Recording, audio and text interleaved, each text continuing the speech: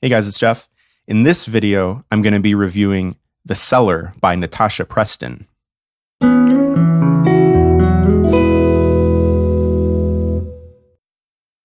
So this is a young adult teen romance thriller that was released in 2014, and it has about 347 pages in it. It follows the main character, Summer. She's 16 years old, as she gets kidnapped by Colin Clover, aka Creepy Colin Clover, as I like to call him, and it follows his attempt to try to create the perfect family by kidnapping young women who he believes are pure and who dress, somewhat modestly, because he can't stand the fact that there are women in the world that exist that are, promiscuous or, show too much skin with their clothing, even if it's, like a shorter skirt. He can't stand that. It drives him insane. So he targets young women who he believes would emanate his perfect idea of a family, kidnaps them, and then brings them down into his cellar where he keeps them for months and years on end. He gives them new names. So like the names, he names them after flowers. So Rose, Poppy, Violet, Lily.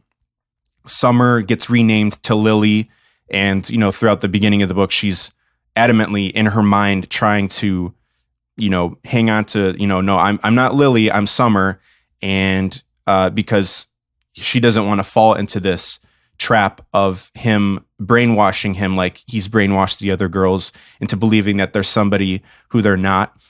And he names them after flowers because in his mind, flowers are pure and beautiful and the essence of what like a perfect family should be in his eyes. So I love this book. The pacing of it is very fast.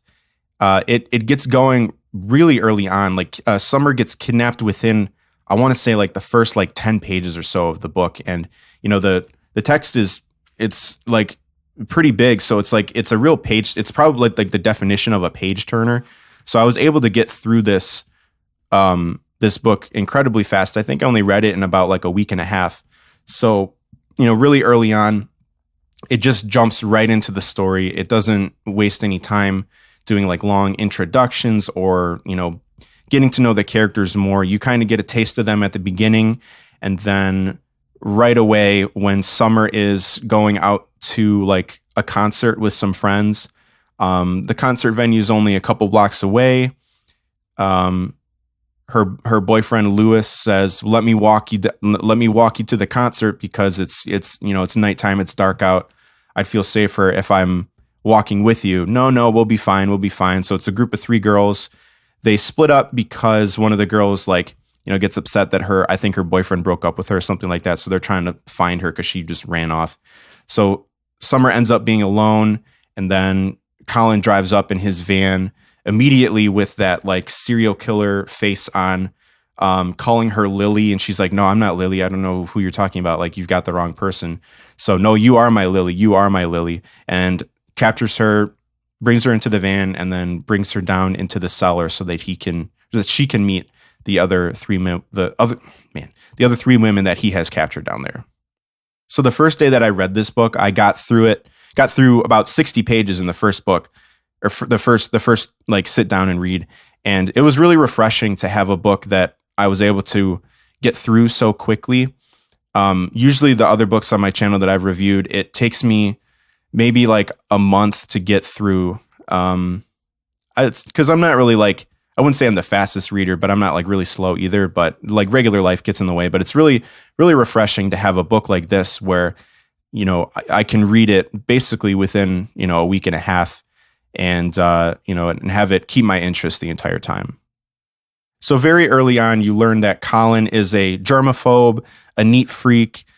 He requires the girls to shower twice daily, once before breakfast. So he'll come down to the cellar twice a day, once for breakfast, once for dinner, and they're required to shower and be clean for him once before breakfast, and then throughout the day they're cleaning and tidying up, even though the place in the basement is basically as clean as it can be at all times, but yet they're still required to clean and give it that like lemony, fresh, smell that cleaning products have constantly, to prove that, yes, we're trying to keep this place as clean as we can for you.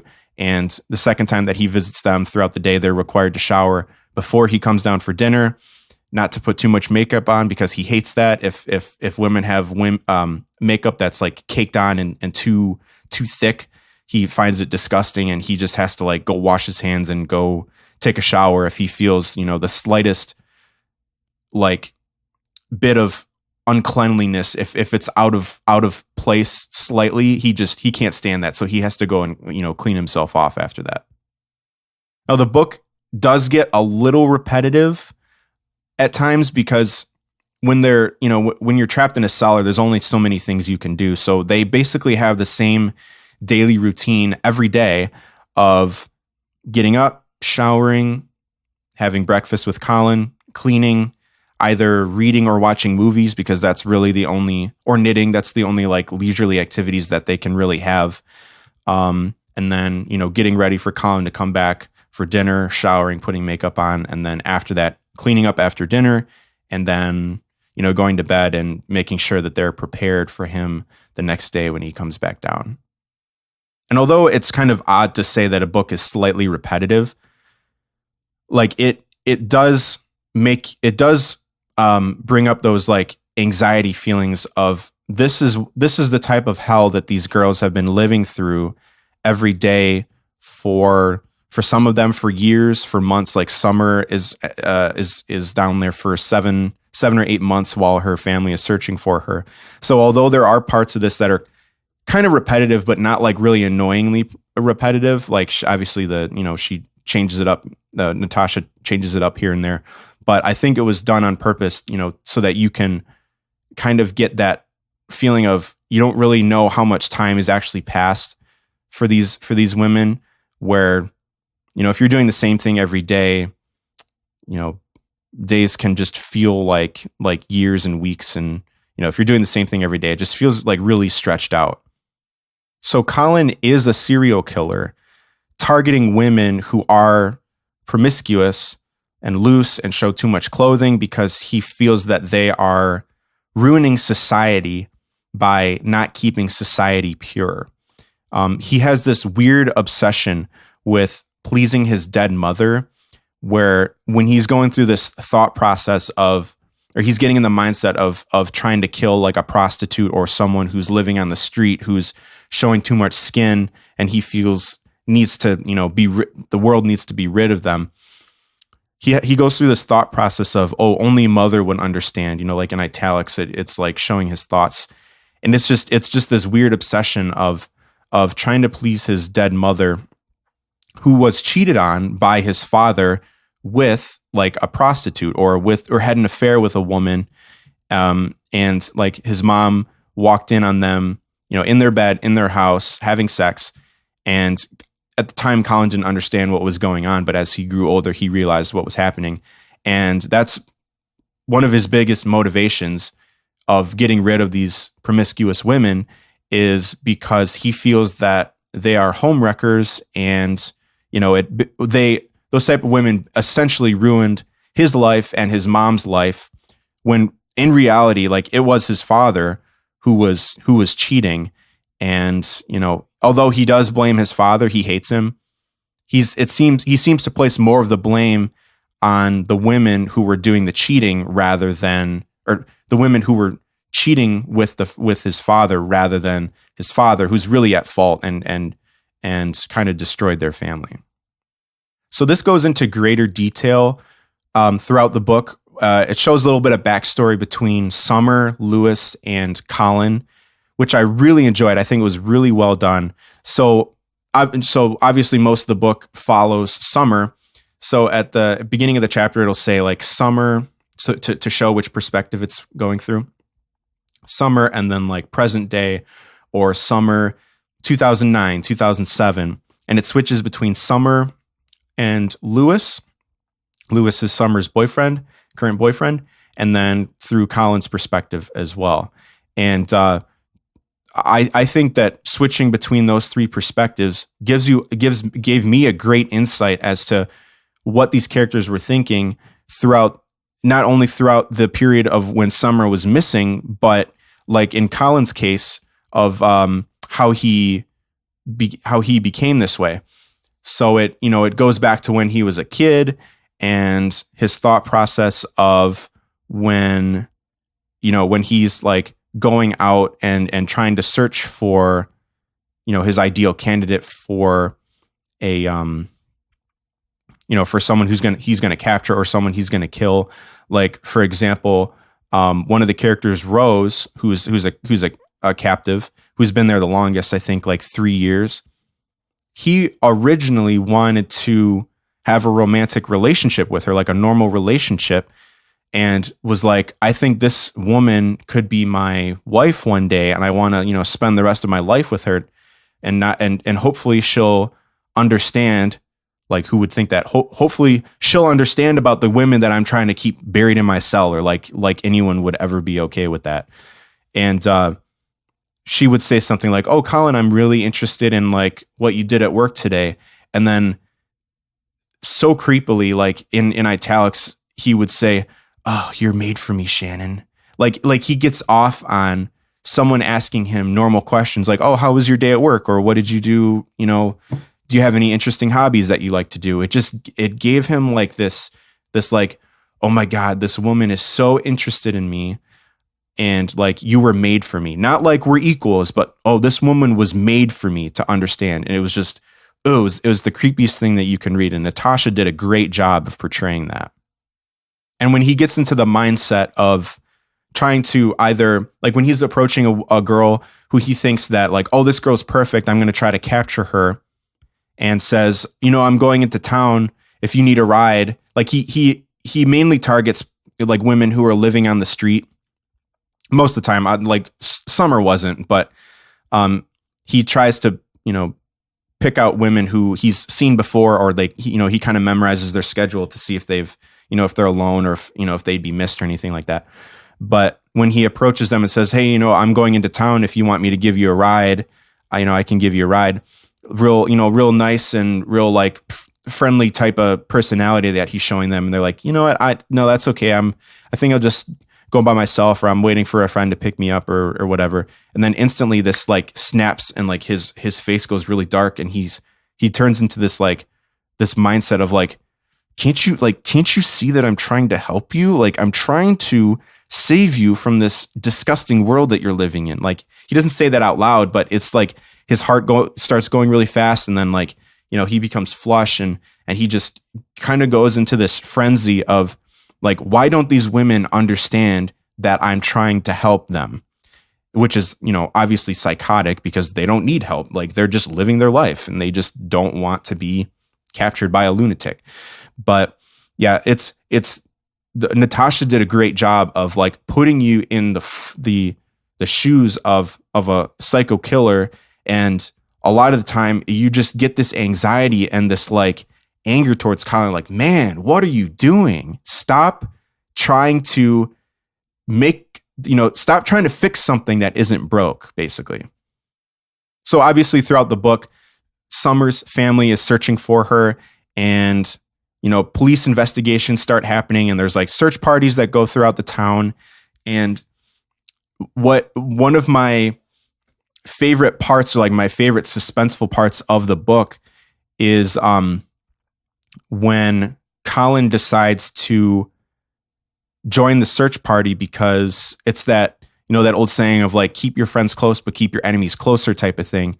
He wants to be seen in plain sight, helping look for Summer, but he's really keeping tabs on the search party because he wants to see how if they're getting close to him finding who Summer, like where she is, or if his name becomes a suspect or, anything like that. He just wants to keep tabs on the search party. And one of the best like suspenseful moments in the book for me was when, I don't remember if it's by chance or if Colin knew who Lewis was, but Lewis, when they meet each other and Colin offers, hey, I'm here to help however I can, but he says it really emotionless and very not ingenuine. So he basically says yeah, I'm just here to do my job as a citizen, and I'm just here to help out however I can. And Lewis looks at him like, the fuck kind of response is that? So immediately Colin becomes like a suspect in Lewis's mind, just because on the strangeness of that one encounter, Lewis is kind of looking at him like, this guy's it almost seems like it's like an obligation for him to be here, and not like that he wants to actually help the society out or help other people out. It's like he made it seem like it was a duty and like he needed to be here. And instantly that put Colin on Lewis's radar, and that suspense of Lewis starting to suspect Colin was just, I was like, yes, this, it's finally starting to happen where Colin, is going to get discovered. And it was just fantastic. So another perspective of the book was obviously Lewis, and Natasha did a great job of portraying what the thought process of a grieving boyfriend would go through. Lewis is eating himself alive with the guilt of Summer being lost, because he did offer, let me walk you to the concert. It's dark out. I don't want you to be alone. I'll protect you in case anything happens. And then he's guilty that he didn't fight harder, because the one time that he offers, can I bring you to this concert? She says, no, that's okay. And she gets captured. He's basically eating himself alive with this guilt of not being there. And one of the things that stuck out from me from his perspective was the fact that, I'm sure we would all go through this mindset, but when he's searching with Summer's brother Henry, and he searches all day and all night to the point where he's becoming stressed out. He's got bags under his eyes, and he just looks gaunt and very just it's really taking a toll on him, as it would. And so Lewis and Henry are out maybe from let's say 8 a.m. until 10 p.m. and Henry goes to Lewis, hey man, we've been searching literally all day. It's 10 p.m. Let's go home. Let's get some rest, because tomorrow morning, we're going to start again. We're going to start searching for her again. And you don't want to be extremely tired. You want to be, want to have your focus, with you. And, you need to get something to eat because we haven't eaten all day, and, this type of thing. You need to take care of yourself in the process of trying to find her. And Lucy's like, yeah, you're right. Okay, let's go home. But then when he gets home, he says, what if we had searched 5 minutes longer?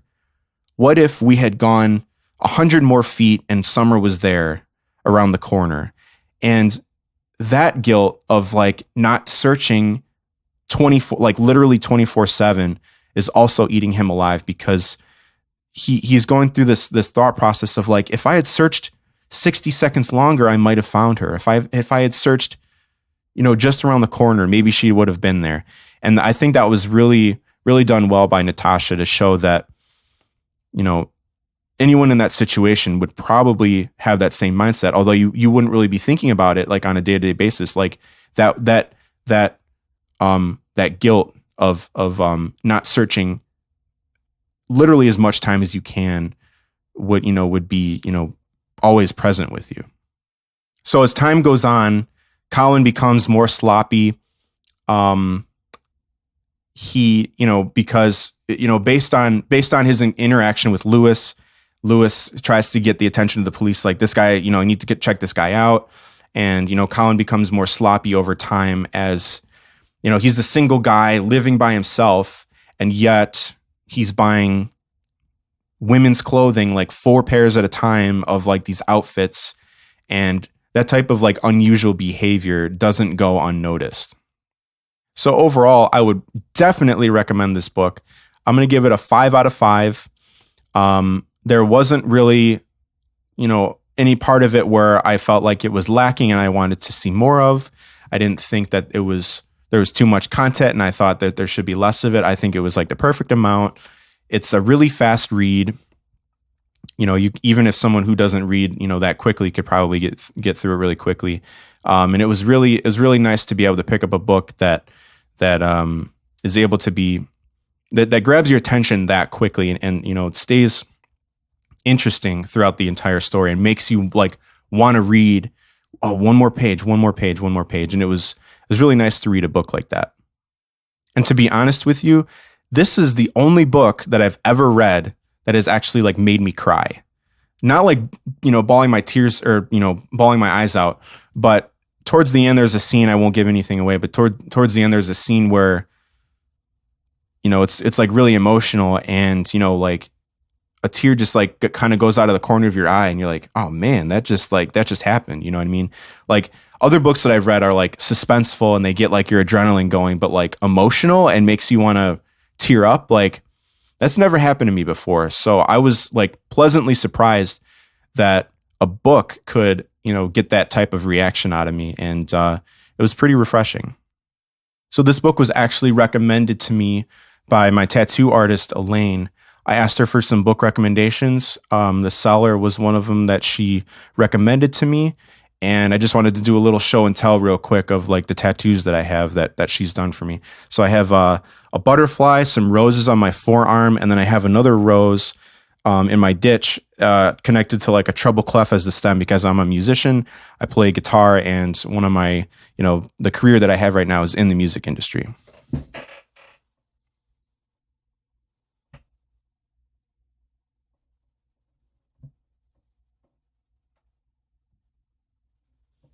So I'm extremely happy with her artwork. She's an amazing artist and an awesome person. So if you want to check out more of her artwork, I've included a link to her Instagram below in the description. So definitely check out more of her work.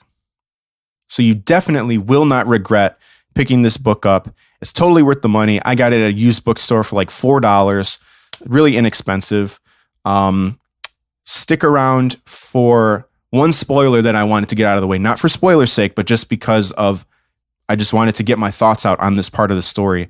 I'm going to give you a couple seconds to pause the video if you don't want to spoil anything for you, or for people who have read the book, stick around and I'm going to get my thoughts out on this one part of the book.